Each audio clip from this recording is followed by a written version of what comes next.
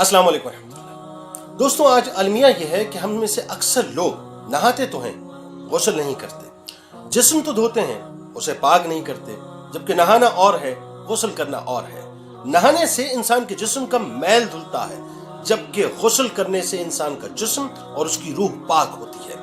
बहुत से लोगों को पूरी उम्र गुजरने के बावजूद भी गुस्ल का तरीका, उसके फराइज, उसकी सुन्नतों के बारे में मालूम ही नहीं होता, और वो किसी शर्म की वजह से या अपने अंदर मौजूद एरोगेंस की वजह से मालूम भी नहीं करना चाहते। और यही वजह है कि उनकी औलादें भी बरसों नापाक घूमा करती हैं।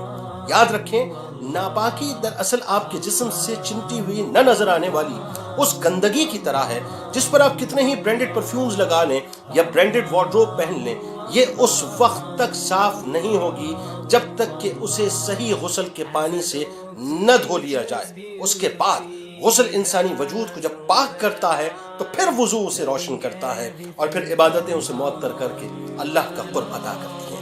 आज हम करोड़ों रुपया बेहतरीन यूनिवर्सिटीज में एडमिशन लेकर डिग्री हासिल करने में अपने बच्चों के लिए लगा दिया करते हैं।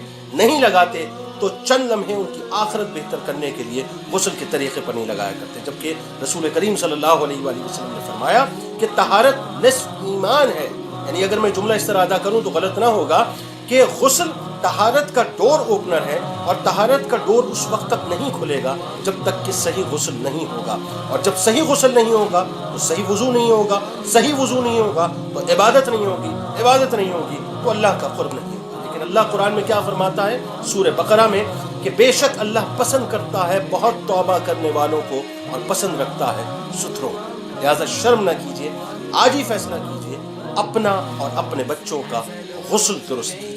इस वीडियो को जरूर शेयर कीजिए। अस्सलाम वालेकुम।